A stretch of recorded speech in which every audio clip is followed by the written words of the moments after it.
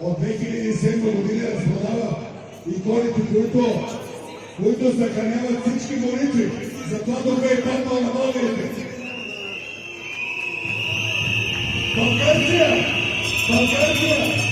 накрая чудът Томамов беше ходил до бившия градски прокурор и му скриха делото, прекратиха му делото.